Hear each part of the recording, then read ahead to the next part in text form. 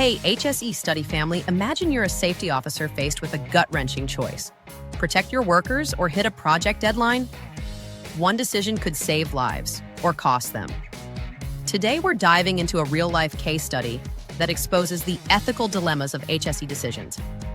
This isn't just a story, it's a guide for navigating the toughest calls you'll ever make. Stick with me because this could change how you approach safety forever. Welcome back to HSE Study, your home for safety stories that challenge and inspire. Health, Safety, and Environment, or HSE, is the backbone of any workplace, from construction sites to chemical plants. But HSE professionals face a brutal reality: balancing worker safety with production demands. Ethical decision-making is what separates good safety officers from great ones, especially when priorities clash. We're about to unpack a gripping scenario where one choice had massive consequences. This isn't just about passing an OSHA training quiz. It's about doing what's right when the pressure's on. Hit that subscribe button, and let's get into it. HSE is about keeping people safe, but it's not always black and white. OSHA reports over 5,000 workplace deaths every year in the U.S., many from falls, machine accidents, or chemical exposures that could have been prevented with better decisions. Safety officers are caught in a tug of war: keep workers safe or keep projects on track. Deadlines mean money, jobs, and reputations, but cutting corners risks lives. Ethical dilemmas arise when you're forced to choose between what's safe and what's fast. These choices aren't just technical, they're moral.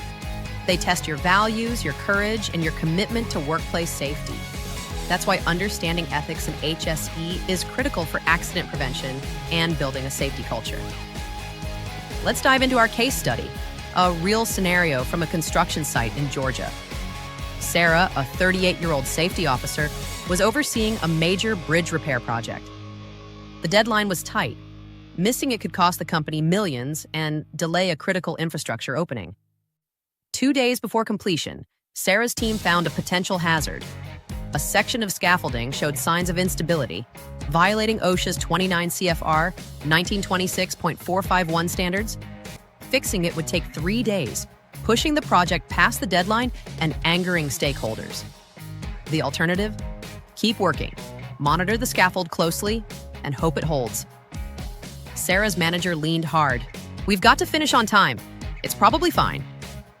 But Sarah knew probably could mean a collapse, risking her workers' lives. The ethical dilemma was crushing: prioritize safety and delay the project, or take a chance to meet the deadline. Lives versus livelihoods, both felt like losing.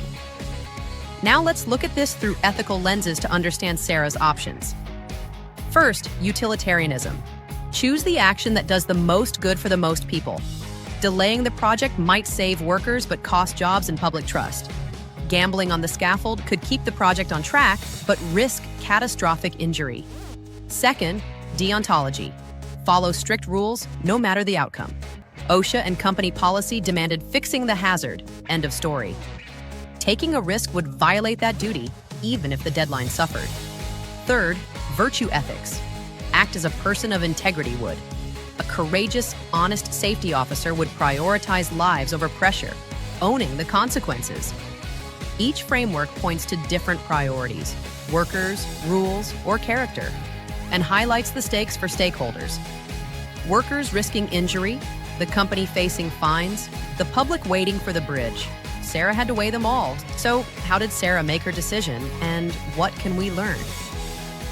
Ethical decision-making in HSE starts with gathering facts. Sarah inspected the scaffold, consulted engineers, and reviewed OSHA's scaffolding rules. She considered consequences. Fixing it could cost $2 million in delays, ignoring it could lead to injuries, or OSHA fines up to $145,000 per violation. She documented everything: the hazard report, her manager's pressure, her analysis. Documentation isn't just paperwork, it's your shield for accountability. Sarah also communicated openly, briefing her team, management, and the client about the risk. Transparency builds trust and shows you're acting in good faith. After agonizing, Sarah chose to halt work and fix the scaffold. The project missed the deadline, and the company took a financial hit, but no one got hurt. Her decision wasn't easy, but it was ethical, putting lives first. What lessons can we take from Sarah's story? First, ethical decision-making is non-negotiable in HSE. You'll face pressure, deadlines, budgets, even job security, but safety must come first. Second, use ethical frameworks like utilitarianism or deontology to weigh your options. They clarify tough choices. Third, document and communicate every step. If OSHA investigates, your records prove you acted responsibly. Fourth, involve stakeholders, workers, managers, even clients, to align on safety's priority. Finally, build a safety culture where ethical choices are supported, not punished.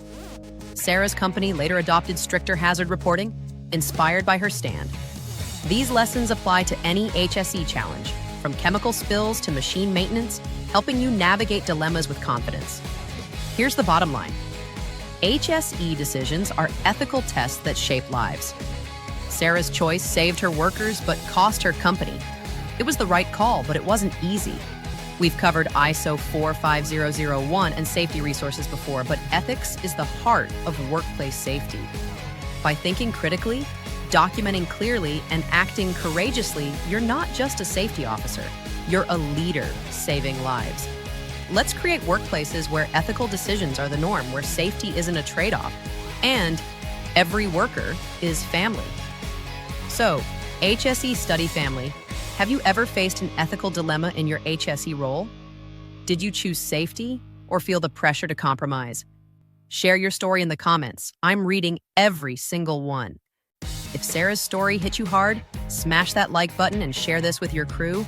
And don't forget to subscribe, because next time we're breaking down how to handle whistleblowing when safety's on the line. Stay safe, stay ethical, and I'll see you in the next one.